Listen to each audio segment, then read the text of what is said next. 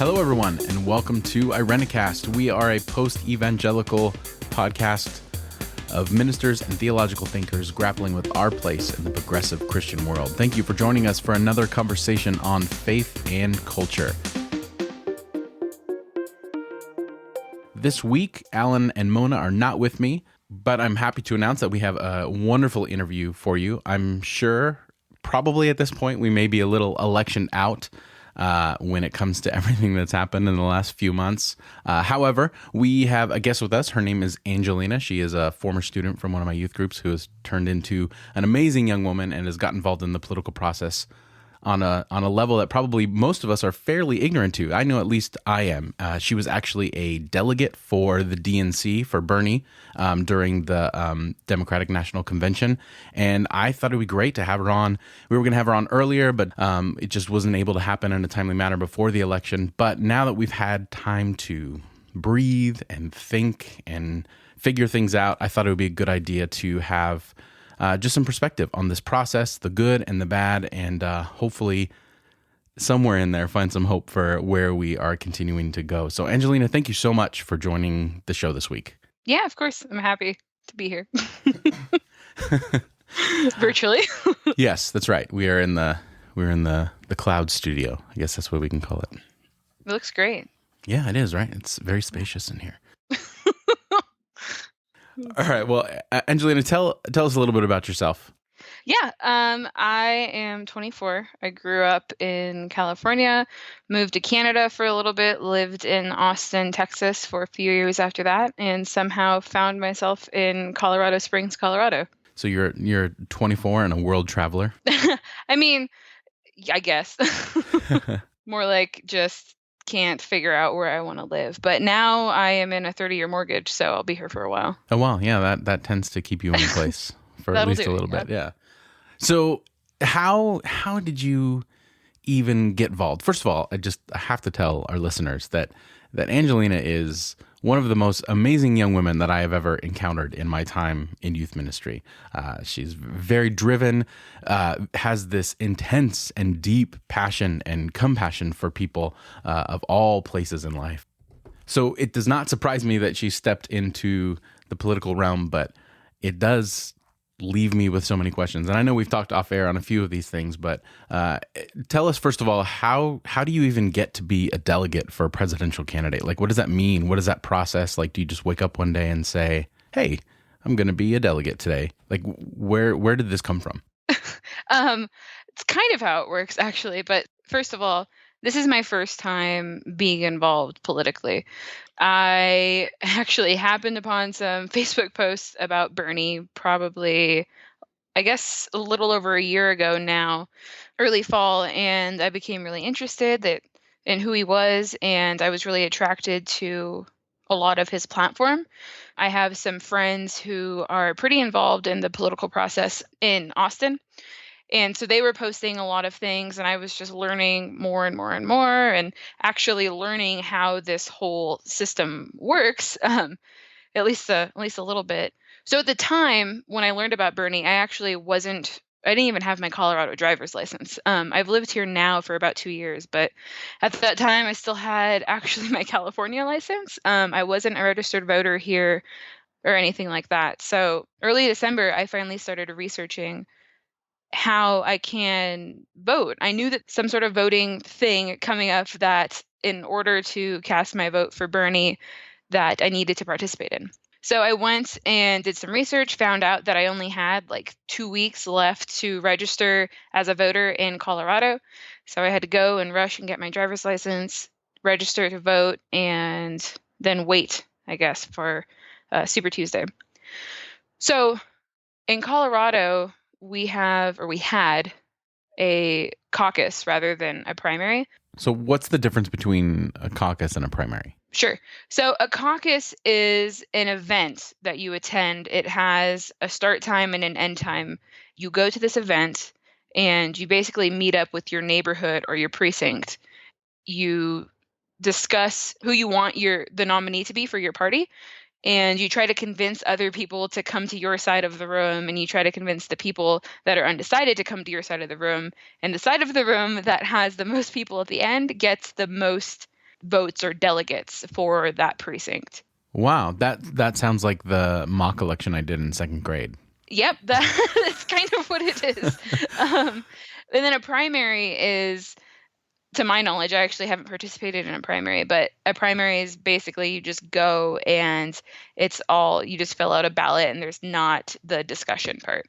So for the caucus, once that room decides, because that's your local precinct, so once that precinct decides who they voted for by the room exercise, then they send their result, and then all the caucuses, that's the vote? No, there's a few different caucuses that you have to attend. The first one that you go to is your precinct caucus, or your neighborhood caucus makes more sense to me. So, for example, we went to our local junior high, and there was hundreds of people there, and we all divided up into our neighborhoods. Then from there, your precinct, depending upon the population of your precinct, is assigned X amount of delegates. After you do the whole room thingy, you get X amount of delegates for each candidate. From there, at another scheduled time, you go to your county caucus, do the same kind of thing. You also vote on a lot of other things, like things you want to adopt to the platform. There's a lot of discussion. It's an all-day thing. Ours started at 7 a.m. and ended early, actually, at like 5 p.m. Oh my goodness. And then you vote again for who you want your nominee to be, and each side is assigned X amount of delegates. And then from there, you go to your congressional district caucus, which is on another date. And then from there, you do the same thing. And then you go to your state caucus. Wow. And then they do the whole thing again statewide for the people that have decided to go through the process. Correct. Because this is open to anyone. Do you have to register to be a part of the caucus?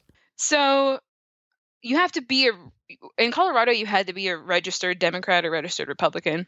Yeah. In order to participate, obviously. But I don't think, to my memory, I don't think there was any extra forms or anything that you had to fill out to go all the way to your state convention.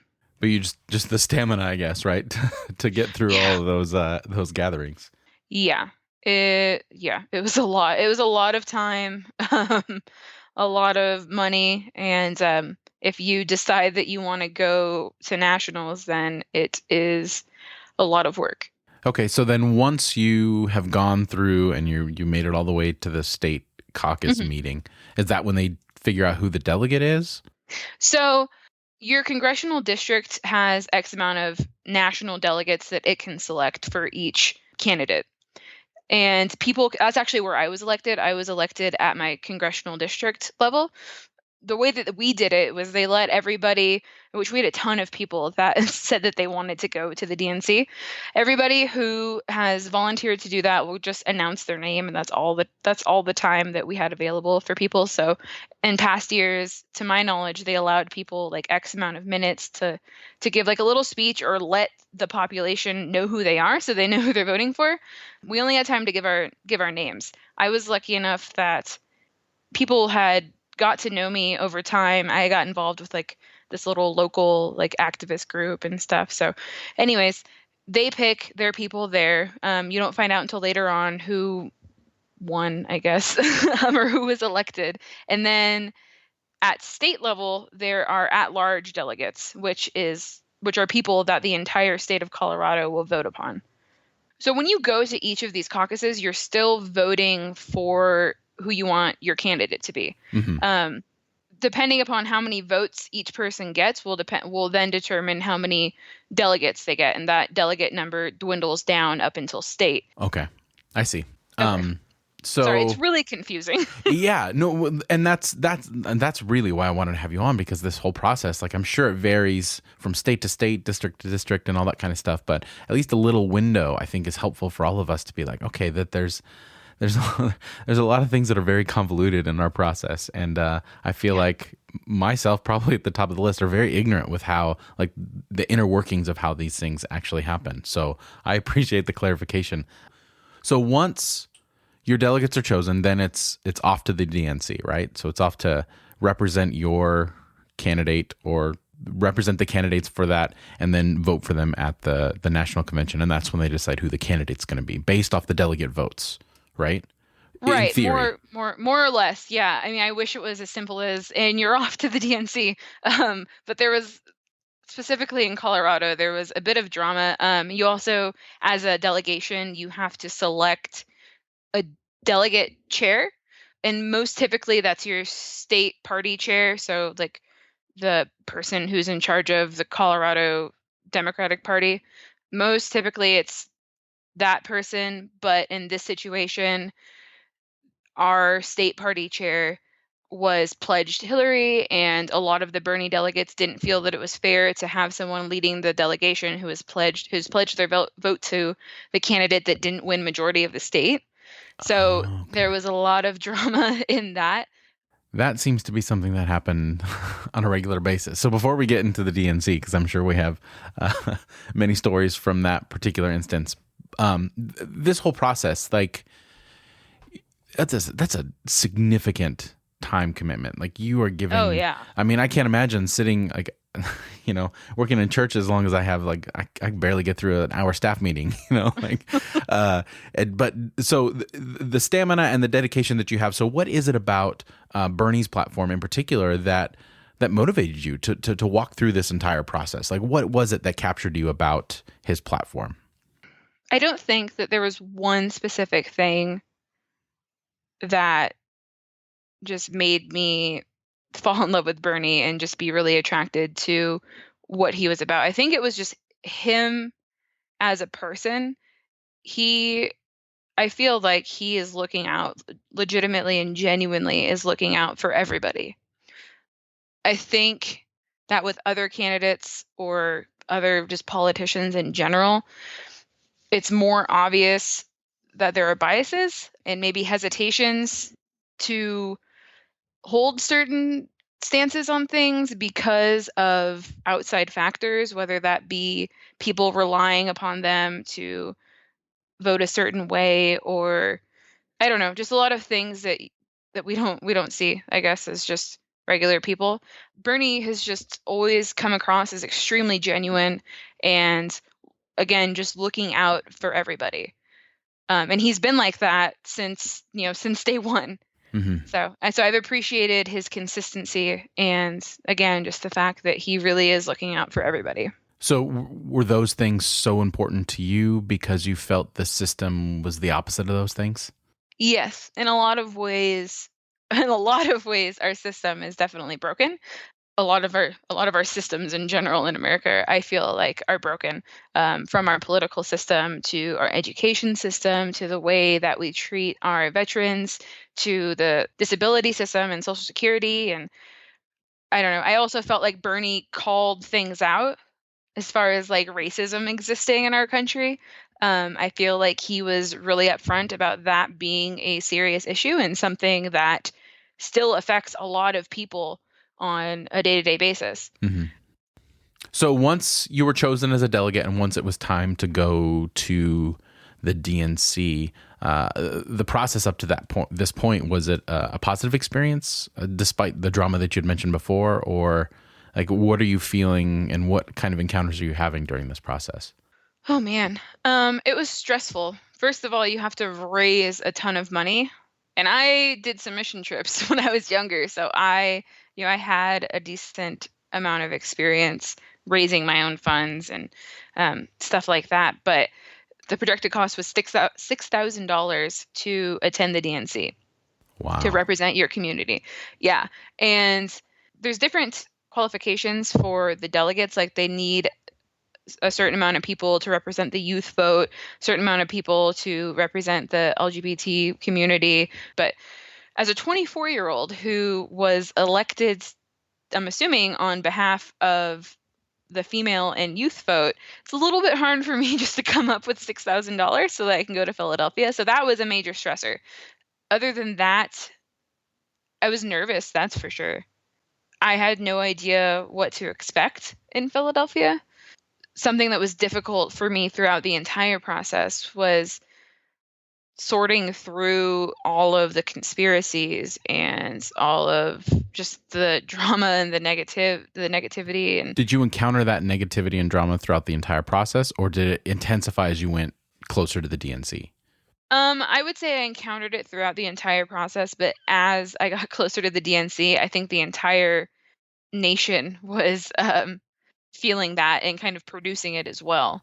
So So was there an instance that kind of becomes a metaphor for you on the way that drama looked? Like, did you have a specific instance with people, or was it something that you observed with the way that both sides were discussing which candidate, or discussing might be not the right word, or arguing, or whatever happened in that situation? honestly, the most drama and the most conspiracy that was going around was mainly within the delegation. Those also were the people that I had the most contact with at the time. They consumed my life, and they had to, because all of us were working towards this goal, and there were constant meetings and that sort of thing. So that was an interesting experience in itself, just trying to figure out, okay, who of these people, in my opinion, have their head on straight, and who can I trust, and whose opinion should I take a little bit more lightly, and just trying to figure out where I fit in all of that as well. The art of politics, And right? yeah, and I definitely didn't fit in the middle of it, that's for sure. So it was interesting also, like, feeling like an outsider within the group of outsiders. Hmm. So So what was the primary reason that made you feel like an outsider? Clearly, like, from my end, watching the news and trying to be as informed as possible, it seemed like one of Bernie's largest bases was, young. I don't like to use the term millennials, but I'll use it just for the sake of something. I hate that term too. Yeah, well, good. I'm glad. But younger adults seem to be a really large base for Bernie. And so was that your demographic what made you feel like an outsider, or was it something else? What made me feel like an outsider within my delegation was that mostly that I wasn't Bernie or bust, Hmm. which, just to elaborate on that term, meaning that no matter who wins the nomination at the DNC, they were going to continue to vote Bernie. So because you were supporting Bernie, you felt an outsider with Hillary crowd, but because you wouldn't be full on, like, I'm going to go with Bernie no matter what happens, then you weren't fully accepted by the Bernie crowd. Right. And the fact that I was more hesitant to just jump on that bandwagon. I like to really research things and process things, especially things that are really important. And I felt a lot of responsibility to do the right thing, and to really research things and really understand how processes work, and if I vote for this person to do this job, or if I agree on this stance, like, what does it actually mean, and how will it affect things in the long term, and that sort of stuff. So it was an interesting experience. Even to this day, like, there's still like a little bit of that crowd, the people that were big Bernie supporters, and I'm a part of some of those communities, where I still kind of feel like, I'm somewhere, I don't quite fit with those people. I didn't then, and now I didn't quite fit with the Hillary people, somewhere in between, leaning Bernie, I guess. All right. So what you mentioned conspiracies. What conspiracies were common among the delegates, and then how many of them actually turned out to be true? Because from what I understand, a few of them actually did. Oh, yeah, like the stuff we found out from emails and things like that. Yeah. I don't know. With that kind of stuff, it wasn't a surprise to me when those became true, just because it's politics, I Yeah. guess. Hmm. I mean, they shouldn't be true, and that's part of why I got involved with the process, with the political process, because there are things that shouldn't be true, and unfortunately are, like certain campaigns spying on a different campaign's delegates, and like that sort of thing. But honestly, I was so busy, and I feel like other delegates could relate to this. I was so busy sifting through our state's delegations drama that I really didn't stay up to date on a lot of the other conspiracies that were going on, like, on a national level. So it was just so much that you just had to. It was a lot. Yeah. Yeah. I can't imagine. You're sitting there for hours at a time, talking through, probably going in circles many times, figuring out which side are we going to go for, and to hold all that in is it's a remarkable thing. Like, I'm even thinking about it, I'm kind of stressed out. Yeah. Well, and and I mostly mean like between the state convention and the DNC, which I don't know. I don't want to like get into specific details of that because I think it was more well, maybe it wasn't. I was going to say it was more specific to our delegation, but from the sounds of it, it wasn't. Just a lot of like, oh, the Hillary delegates are out to get us and they aren't including us in this and this and this. And there's a lot of Facebook groups, a lot of posts to catch up on, a lot of rants. We actually had one delegate drop out. So that was hard. And then at the same time, just keeping it in my head that I was elected to represent a specific community. This community is relying upon me to represent them, and they trust me to best represent them. And therefore, basically telling myself to trust my gut because these people trusted me. It was a lot of pressure, but I was happy to do it and I was honored to do it for sure. So let's talk about the main event. So once you get to the DNC, what is, from most of us at home, we're sitting there, we'll watch the speech, or we won't even watch the speech. We'll see like the YouTube highlight, or we'll watch, we'll watch the main speakers. But as far as watch Colbert give a recap or something. Exactly. Yeah. Right. No Jon Stewart this time, but but but a lot of videos this time were leaking about, the kind of thing that was going on. Even during some of the speeches, there seemed to be a bit of a ruckus with Bernie supporters, chanting his name, or so there definitely wasn't like, I don't know if they were intentional in trying to hide it, but you could definitely feel that there was some sort of tension there. So what was it like being there? Like when you get there, like what's the process? How does all that work? Sure. Well, first of all, it was exhausting. That's for sure. Just to go over scheduling wise, because that was one of the biggest shockers for me. So when you first get there, to save money, I actually flew with some of our other delegates to New York a week before. And at the time I was working from home, so I was able to fly out there to New York, work for a couple days, and then take a bus down to Philadelphia because it was way cheaper than flying into Philadelphia itself. So we got there Saturday. Sunday, everyone's kind of getting there. First of all, you're assigned a hotel by state. We were lucky enough that we weren't assigned one of the hotels that was located like 45 minutes, an hour and a half out of the city, and out of the actual convention center. So we were sharing our hotel with, I think, like Nevada and Kansas, I think, maybe. I don't remember. But so you're getting to know all these other delegates. Everything is on like super lockdown. Like you see a bunch of police cars everywhere.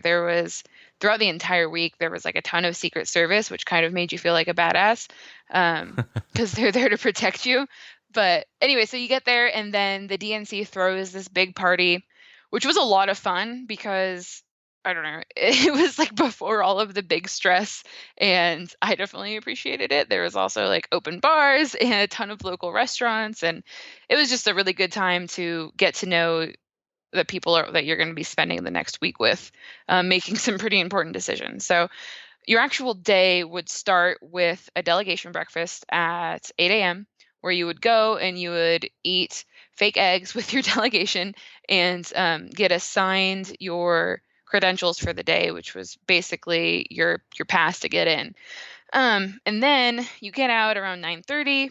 So then you have a few hours to get food, take a nap, do laundry, do whatever you need to do to get ready. Or if you have a lot of extra time, you could go to some of the classes that they had going on throughout the day. Democracy for America had a couple that I was actually able to attend, but most of the time you don't really have any free time because you immediately have to go and get your stuff that you actually will need that night.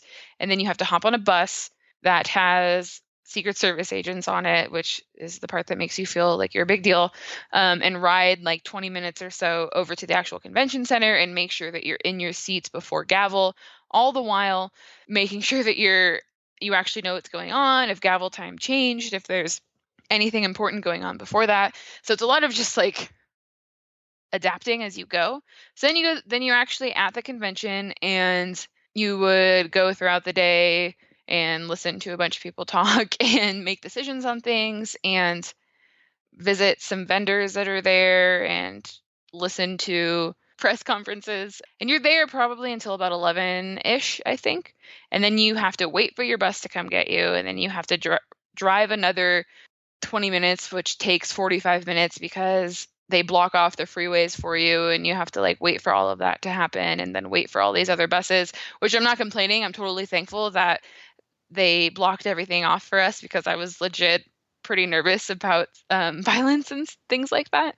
And then they take you back to your hotel. And then every night there's an after party that you're like, you probably should go to because certain states like host the after party. And I remember the first night it was one of the other states staying in our hotel that had their after party. Then the next night was ours. And then the next night was like somebody's birthday party, like one of our mayor's birthday parties. And it's 1 a.m. You're exhausted. There's this after party in quotes that you're supposed to go to, but you have to be up at 7 a.m. So a lot of the times we didn't end up going to bed till like 3 or 4 because we also haven't eaten. And you go to this party where everyone's just sad and tired because of what we've experienced, and then you repeat it.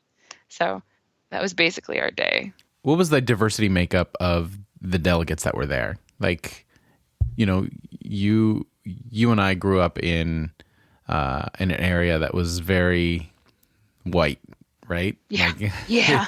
it was, so obviously the Democrats are more on a platform of diversity than the Republicans were. Did you feel that was represented in the actual delegates? Like, did you look around and feel like, okay, this is a good representation of America? More or less leaning towards more, I would say. I was within the Bernie delegation, so I have more experience with those people. And I would say the Bernie delegation was pretty diverse. One thing that I would say needs to change is how the DNC treats delegates with disabilities. We had 2 blind delegates that were elected, and one of them ended up dropping out for a lot of reasons. But our one delegate that was able to still attend and chose to attend had a lot of problems. This is some of the drama, but the delegation that was sitting in front of us was the Louisiana delegation. In Colorado so you have the floor seats, and then the risers kind of begin. Right at the base of the risers, Louisiana took up probably like 3 rows, and we were right behind them. Louisiana was pretty heavily Hillary, and the Bernie people, our Bernie folks, were right behind them. And there was a lot of drama that got stirred up during the week. And at one point, our blind delegate's cane fell down the bleachers, and they actually like kicked it out onto the floor and then refused to give it to him. Oh, geez. So that happens. Yeah. The DNC themselves actually refused. Well, I don't think refuse is the best term. They took their time with telling him that he could have an aide with him. And at first he was trying to fight for someone that he knew to go with him as a sighted aide. Someone that could stay with him and like help him around the hotel and help him around the city and help him at the actual DNC. And they waited up until basically the last minute to tell him that he was able to have somebody. And at that point, he didn't have the funds or anybody that was able to go, because it takes a lot. You have to call out of work for a week. Not just anybody it has the ability to do that. So I believe that they assigned him somebody, but just the whole process was really difficult for him. And I know that other delegates with disabilities also ran into issues as well. Wow. So you go and you're there for all the speakers. You have some time in between. You have to be back. When does the voting start, and how does that exactly work? For the nominee? Yeah. So I know that there was a lot of conspiracies going around with this. The way that we did it this year, and I'm not sure, from what I heard from other delegates that had gone to conventions before, this is usually how it goes. So Tuesday was when we did the actual voting. Tuesday at breakfast with your state delegation, everyone was given paper ballots, and each ballot had your name on it and you circled or you colored in the bubble of the candidate that you were voting for. Then later on, we had a roll call vote, which gave each state the opportunity to announce how many delegates for each candidate their state had. That was, and there was drama with that too, but I know that stirred up a lot of conspiracies going around, and people were thinking that people's votes weren't counted. And then when they did the roll call votes, that certain people announced the vote improperly and all of this kind of stuff. That was when you actually do the vote. So you do it with your state in the morning, and then they announce it later on that evening. And there's ways that it could happen, but it would have been really hard for someone to like fudge the numbers, because in the Democratic Party there aren't any secret ballots, so you could just go back and look at who somebody voted for if it came into question. So some of the conspiracies were regarding people were changing votes and right, or that certain people weren't allowed to vote, or they changed. Oh, that was the big one, was that day they changed gavel time, which they changed literally every day. And the big thing was, like, if you weren't in your seat at gavel, you couldn't participate, which really didn't turn out to be the case. But on that actual Tuesday, there was drama, or there were conspiracies going around that they changed the gavel time on purpose so that Bernie delegates wouldn't be able to get there, and that they only told Hillary delegates that gavel time was changed, and therefore when we did the roll call vote, the Bernie delegates didn't count, which wasn't the case. Our state delegation chair, in my opinion, did a really good job at communication, and when gavel time was changed, he was told, and he would tell us, as well as the actual DNC telling us, because we also got those emails. There were delegates who were a part of delegations that didn't have that great of communication, it sounds like. But long story short, that conspiracy was not true. Or that idea that they changed gavel time to hurt Bernie's delegates isn't true. So what was the overall atmosphere? Like, how did you feel throughout this process? Really tired. I would say overall it was sad. A lot of us, especially as Bernie delegates, we felt disenfranchised, felt like we weren't actually a part of the Democratic Party, for a number of reasons. And what were some of those reasons? Was it the other delegates, or was it the leaders of the conference? Like, what are some specific things that made you feel that way? So Monday, as soon as we get there, they started with Hillary this and Hillary that, and it was more than obvious that their nominee had already been chosen, when we hadn't even voted yet at that point. Who's they? Sorry. No worries. The DNC. The leaders of the correct party. Yeah, the leaders of the party. I mean, from the shirts that they had for sale to the speakers, everything was Hillary, Hillary, Hillary, Hillary, which I'm not delusional, well, at least for the most part. And I knew that the chances of Bernie being our nominee were pretty slim, but I don't know. It wasn't fair to me, in my opinion. I don't feel like it was fair to just basically shove Hillary down our throats and tell us to get in line, which literally I was told, join the party, get in line. By other delegates? Yes, by other delegates. First of all, that's not who I am. Second of all, that's not fair. And third of all, since when has Bernie ever attracted someone that just falls in line and does what everyone else is doing, or does what's right because someone says it's right? Mm-hmm.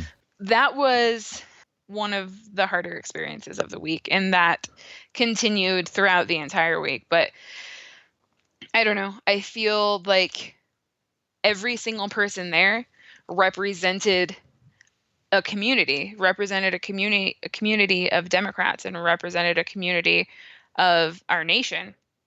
And it's unfair to act like those people aren't even there. And that's exactly what it felt like. It felt like they were treating us like we weren't there, and like our vote actually didn't matter because they had already decided who was going to win. One quote that I heard people saying was, or chant to at times, was, this is a commercial, not a convention. And I would have to agree with that, which is really disheartening Yeah. because I don't feel like that's democracy, and I don't know. It just sucked. It just sucked. Something else that sucked while we were at the DNC was people assuming that because people, by people I mean specifically party officials and Hillary delegates, maybe some Bernie delegates too, but people automatically assuming that because you're young and you have a Bernie pin on you and you're a Bernie delegate, that you're a bad person or you're a part of like the troublemakers. I do understand that there were a lot of people at the DNC, a lot of Bernie delegates that chose to express their frustration in more vocal ways. I wasn't one of them. Some of them also, like in a lot of, in my opinion, that were disrespectful or at least borderline disrespectful ways. I chose not to participate in that. Again, with the idea that I'm trying to be a bridge builder, and I feel like that just made me kind of stand out more if I participated in that group. There was a time where I had been gone, like I was at a Nina Turner press conference and I'd been gone for like a couple hours. I came back. There was some drama within my delegation between the Louisiana people and our state chair was involved, and Louisiana's state chair was involved. And I was trying to get back to my seat, and I came down the aisle, which they're stairs, and I was standing there waiting for them to stop talking. And I already knew what it was about. I hadn't even been there for a few hours, but I already knew it was going on because it'd been going on all week. And when I was standing there, a couple of the officials realized I was standing there and kind of started giving me weird looks. And I said, like, I'm just waiting to get by. I didn't want to interrupt because it looked pretty serious.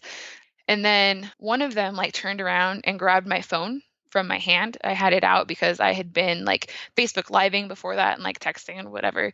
And so she grabbed my phone thinking that I was trying to like spy and record the conversation. And by the way, like again, like these were all like party officials and or people heavily involved in the Hillary campaign. Here I am, like 20-something-year-old girl with my Bernie shirt, just standing here, and she turns around and grabs my phone, accusing me of recording a conversation and spying. And I'm like, no, like that's not what I'm doing. She tries to like unlock my phone, and this older woman like falls down the stairs right next to me. And again, it's like the third day of the DNC. I'm exhausted. I'm emotionally drained. All of a sudden, these party officials start like yelling at me and telling me just to sit down, like right on the end. And then I'm like getting scared and overwhelmed because they're not letting me go back to where all my stuff is, nor where like my community is that I feel like I'm actually a little bit a part of, which would be the Bernie delegation. And it just felt like it just made me feel even more like an outsider than I already did. And I just like started crying and like just kind of pushed myself through to get to my seat and basically had like a breakdown. I hadn't been there for hours. I wasn't a part of the drama between the two delegations or anything like that. And here I am having it in my head that I'm a bridge builder and I'm trying to merge these communities and show people that they have more in common than they think. And I get singled out and automatically assumed that I'm a part of the problem when I'm just standing there trying to go back to my seat. That was really hard for me. And if there was ever a moment that really made me reconsider my whole bridge builder idea, that was then, because I had done nothing to this community to make them think that I was this kind of person, that I would stand there and spy and try to record something. I had multiple experiences that made me feel like I was getting treated poorly because I wasn't there to represent the person that they had already decided they wanted to be their candidate. They being people working at the DNC or party officials heavily involved in the Hillary campaign. Another example, so on the actual floor of the DNC, they had workers, people that were there to tell people when to clap and to pass out a lot of their like gimmicky signs to hold up and like make things look good on camera. And if anyone was getting extra rowdy, tell them to not do that and that sort of thing. The Colorado delegation definitely earned a name for themselves or for ourselves. Colorado and California apparently were two of the rowdiest delegations there, for what I've heard, which I am proud to be a part of the Colorado delegation for other reasons than just that. But so again, they had these workers that were passing out signs. us being a Bernie heavy delegation were placed right behind the Hillary heavy Louisiana delegation. A lot of the Bernie delegates had, crafted their own signs or adjusted signs later on. Some of them I didn't really agree on. Some of them I feel like were more disrespectful than anything else. But that's the way they're choosing to express themselves, and that's totally fine with me, because it's not. They were being respectful of the people behind them. They, at this point, had come to an agreement with the other people around us that they weren't going to really block other people's view, that they weren't going to be super loud and disrespectful, and that they were going to, tone it down a notch or so. At one point, when we were getting handed our signs, I noticed that our side of the delegation, we weren't really getting signs anymore. That our worker that had been there the whole week just was kind of skipping over us, and instead was handing out a ton of signs to the Louisiana delegation in front of us. And I was like, okay, whatever. Most of these are Hillary signs. Maybe they're just trying to make sure that the people that actually came here to represent Hillary are getting the signs so that they can take them home, whatever. Like, there's a ton on the ground afterwards. If I want to take any, I'll just grab one of those. No big deal. So at one point, our Governor Hickenlooper, had an opportunity to actually talk at the DNC. And when he was talking, he's, again, our governor, Colorado's governor. A lot of the delegates stood up silently with ban fracking signs or different signs that had to do with fracking, because that's something that has really affected our state. Everyone else is sitting down. Our Bernie delegates are standing with their signs. The DNC worker that was assigned to our section, who had passed out more signs to the Louisiana delegation in front of us, tells them to stand up and gives them more signs so that they can stand up and block us. Oh, wow. Yeah. And I hadn't been vocal at that point. I was being neutral again. I'm trying to be a peaceful bridge builder. I was friggin' pissed at this point. It is the last day of the DNC. This is our friggin' governor. We're allowed to stand here silently with our dang ban fracking signs. And send our message. Who the heck are you, Louisiana? And I was sitting directly behind them, and I wasn't standing up, I don't even think, at this point, but I stood up and was like, what are you doing? And I was just yelling at these people in front of me, asking them, why are you doing this? Why are you standing up right now? This isn't your governor. This isn't your state. This is affecting these delegates behind me. They've listened to your requests to tone it down a notch. They're being quiet. I was pissed at this point, and I grabbed a sign and I made one for myself really quick that said something along the lines of, the DNC doesn't want you to see this sign, something like that. Just trying to hoping a camera or something will see me so that I can talk about what I've experienced about, the DNC workers giving other delegates signs to block our message, or to block what these people were trying to say. That pissed me off real bad, obviously.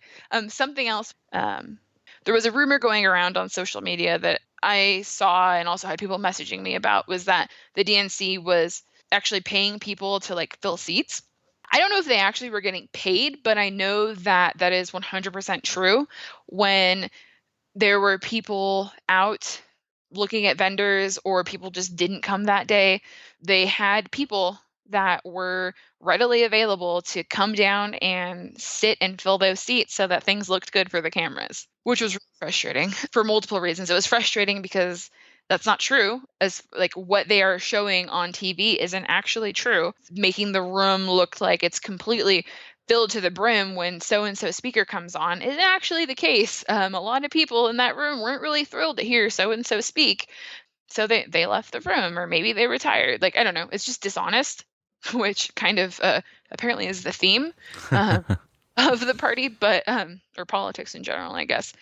Another reason why that was frustrating as a delegate was because your delegation has a certain amount of alternates that are able to come and attend the DNC with you. They aren't actually allowed to sit on the floor with you. They have special seating up top.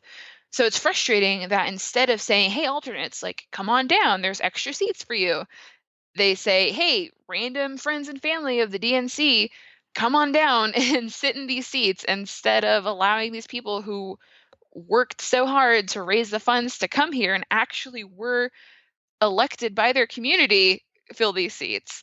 So that was frustrating. The only other way that those delegates could come down and actually sit was if you literally gave them your pass. So there was an alternate that was elected from my community that like I traded out a few times so they could hear certain people speak. Or after my party turned against me, or my delegation turned against me, and I was just like an emotional wreck, I like left immediately for a few hours and like gave them my pass. But anyways, that's another conspiracy that actually is true, that they did have people come in and fill seats because I sat next to them. Wow. Yeah. Jeez. Like I straight up, like I came back to my seat and there was a random person next to me and I was like, "Hey, like, who are you?" Like, "Oh, I work for the DNC." "Oh, okay. This is weird. This is awkward." But What a cluster, man. so, yeah. Anyways, I think those were the only other significant stories that I can think of. Yeah. So it wasn't it wasn't a overall positive experience for the democratic process for you. No. The DNC itself was not. The conversations that I was able to engage in outside of the actual convention made it worthwhile for me, though, I would say. Okay. So the relationships that you formed were encouragement enough to balance out whatever negativity you were feeling from the party itself. More or less, yeah. More or less, okay. The relationship, I wouldn't even say the relationships, like a lot of them were just conversations on the bus with random delegates from random places. I kind of like dedicated myself to be like a bridge builder.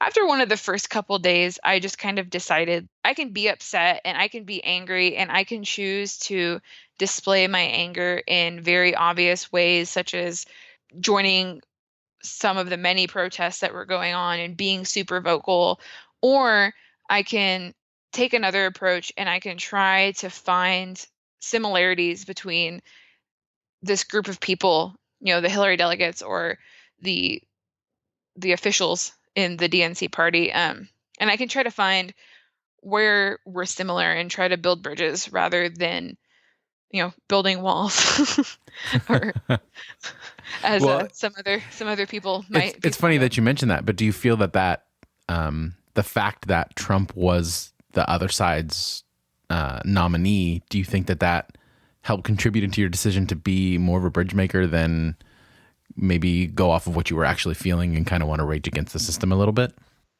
I'm not sure. I think if someone else who was maybe less, I don't know if someone else who was less scary was the other side's candidate.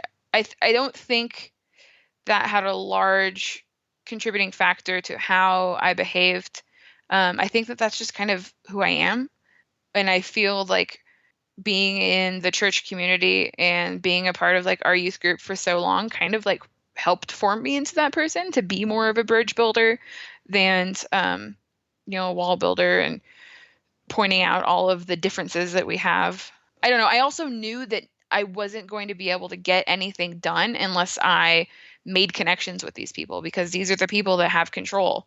So if I wanted to learn, if I wanted to grow, if I wanted to ultimately make a difference in this process, then I needed to find those similarities. And also, Bernie was a great example of an outsider working from the inside, or is a great example of that. And that's who I look to a lot for how to behave and how I should be reacting to these sort of things. So once everything was done, Hillary was confirmed as the nominee. Where were you at that point? Crying in my seat. So it was real emotional in the arena itself. Oh my gosh. Yeah, I'm probably going to start crying like while we're talking. Yeah, it was really emotional for Bernie delegates, for Hillary delegates. There were a lot of Hillary delegates, even on the Colorado side, older women who have been waiting for this day. I've been waiting for a woman to be placed at the front and represent their party. And as a woman, that's an emotion that I'm struggling with because this isn't the person I want. But my candidate is just behaving so gracefully throughout this entire process and, dealing with the emotions of feeling disenfranchised and then also just not getting any sleep at all. It was really emotional. Some of the things that stand out to me that are forever embedded in my head from that specific night. One of them being when Bernie's brother got to announce how many delegates, I'm pretty sure he was with Democrats from abroad, when he got to announce how many delegates they were sending to Bernie. That was just beautiful and emotional, and he was crying, Bernie was crying. And then also when Bernie came down and sat with his Vermont delegation and sat with them and waited for their time to speak and got to announce his delegates and then ultimately conceding. That the way that Bernie handled that situation, first of all, he asked for Vermont to go last. He allowed every single person to be heard, and he gave every single person, to the best of his abilities, a time for their voice to be heard and have an opportunity to be a part of this whole process. And then conceded and didn't yell, didn't scream, didn't make a big fuss about things. He gave his delegation's numbers and he walked off. I hope that I can have as much grace and humility as Bernie had in that moment. Well, it seems like also in that moment, he really had a deep connection with his people. Like that, his job before that as a senator, he really invested into the people that he was representing. And the way you describe that scenario, that's, I don't know, that feels like a person that when they say they're about the people, that they really are, that they had a relationship with the people that voted for him for senator in the first place. Oh, definitely. I mean, so the way that the room was set up, there was the floor, and then the bleachers began, and then there was even higher bleachers behind that, and then there was this strip, like ribbon kind of, that just went all the way around the room where all of like the important people were. Like Bill Clinton was sitting right behind us the whole time, and Bernie and Jane had their booth. And so he actually like came down onto where we were, which was a whole bunch of security to have to go through and everything, and sat in the chairs with his delegation. Wow. That's with really his cool. people. He came down to the floor where his community was. And I think that's another thing with Bernie is like, I was thinking about it while I've been talking to you, and I don't really refer to him as Senator Sanders very often. I feel like he has consistently projected the idea that we really are equal.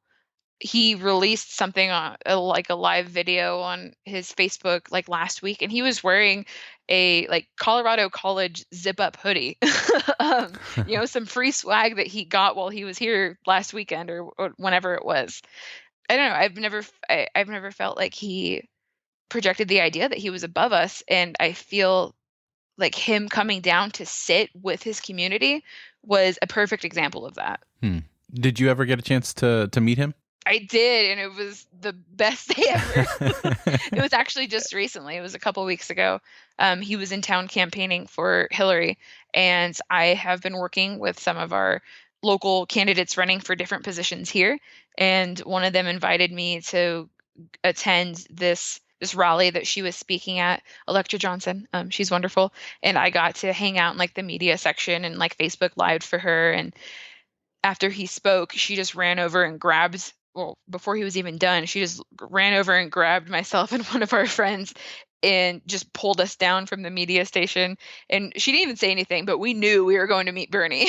And then, we went into this like secret back room behind the stage with a handful of other local officials and important figures. And I'll forever remember Bernie running out and saying, "We need to go outside. We need to go outside. There's people that are waiting. There's people that are waiting for me. They've been out there." And he was just so concerned with the people that were standing outside in the cold that couldn't get into the building and wanting to address them. We were lucky enough that we got to snap a really quick picture with him per his request, really fast. "I need to get outside."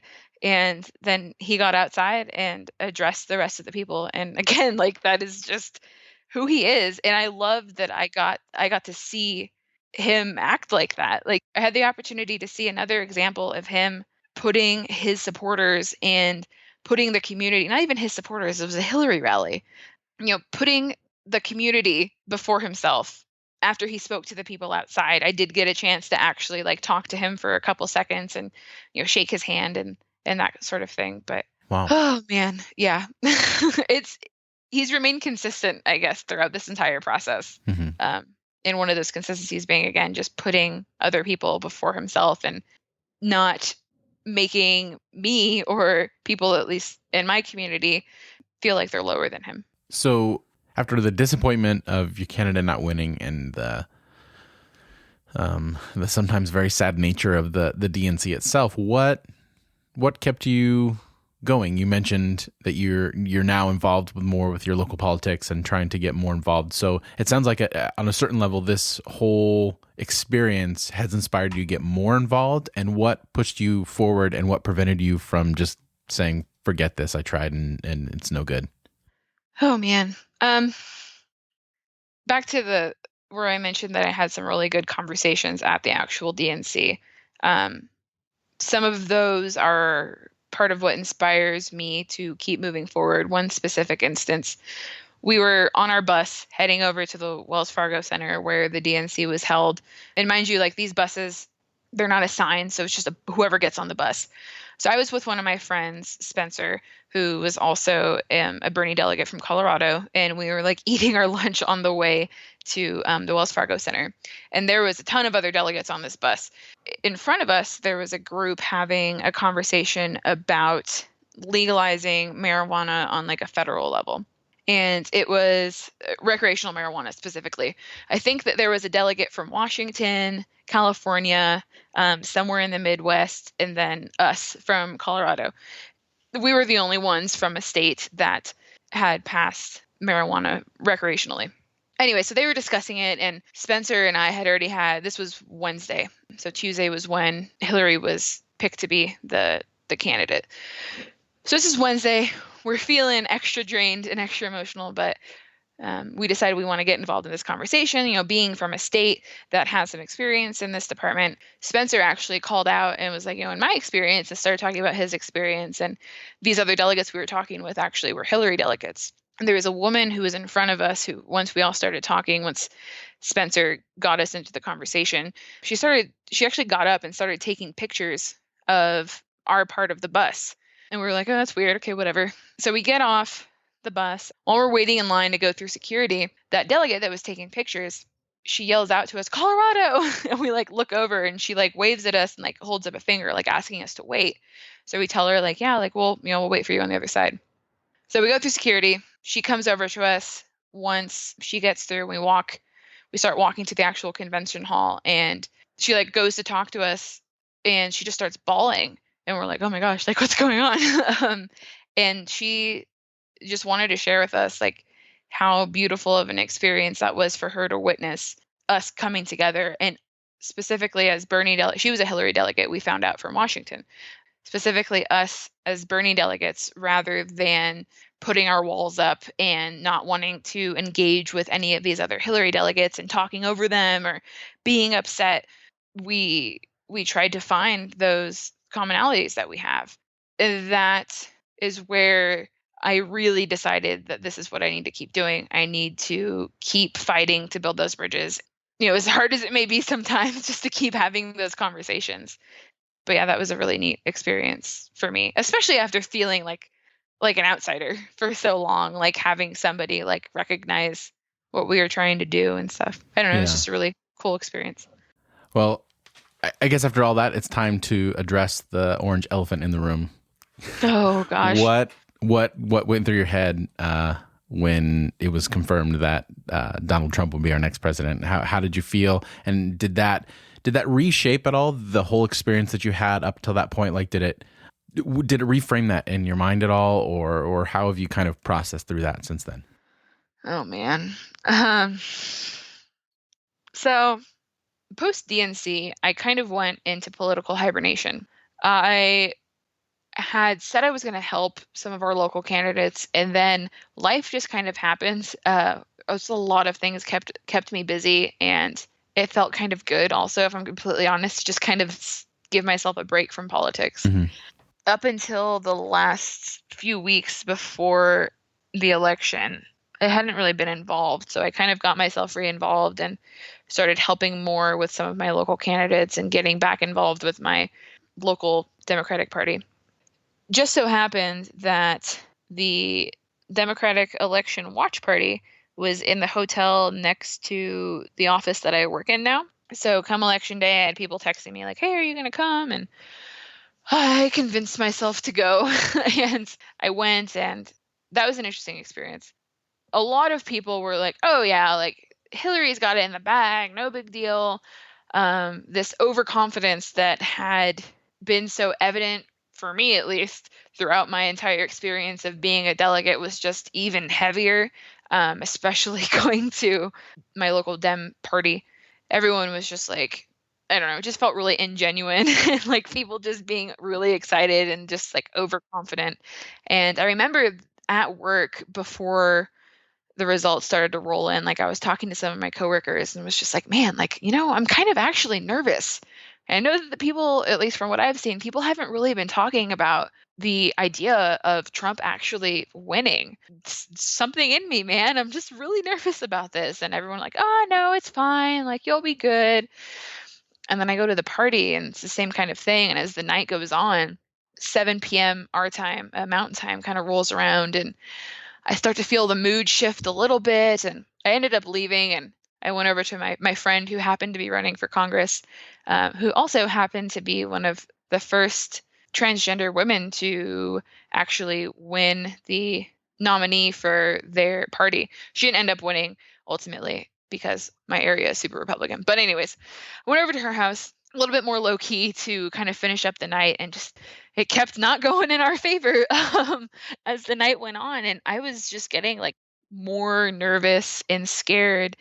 That eventually turned into being terrified of what actually was looking like it was going to happen. And it got to a point where I was just like, I can't be with people right now. I need to just go home. And I remember I dropped my fellow Bernie delegate off at her car and drove home, and I just sat in my parking lot for probably like 25 minutes refreshing the Google Elections page, fighting off tears, and trying to tell myself that this wasn't true, like thinking of all the different scenarios that would put Trump on the bottom, and getting a text from one of my friends who was at our local watch party saying if he gets Pennsylvania, we're done.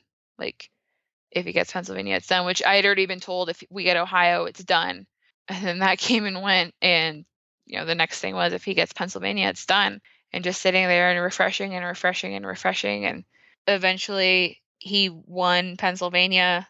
I don't know. It was really emotional. It was more emotional than I thought it would be. I thought that the DNC was emotional, and I thought meeting Bernie was emotional. But a Trump presidency is emotional for a lot of different ways. Yeah, I mean we've all felt it. Well, at least on this side of the fence, we've all felt it to varying degrees. Yeah. So what about now, as far as your future in politics? So this overall experience and roller coaster of emotions, is this something that you feel like there's still hope? There's still worthwhile causes to be a part of and engage in the process more to help be a part of some kind of change? Like, is that where you are, or are you more just no, none of it, or somewhere in the middle where just kind of wait and see? There was definitely a grieving process that I went through, and that lasted a couple days. I saw on Facebook, like the morning of your sister had posted, it's like she's wearing all black today and grieving. And ironically enough, or coincidentally, I was also dressed in all black, and just seeing all these people around me just grieving helped in some ways. But as far as what my future looks like, it's really strange. But once I got through, well, at least mostly got through that grieving process after a couple of days, it was really strange, but I felt more connected to my community than I ever had, even as a delegate.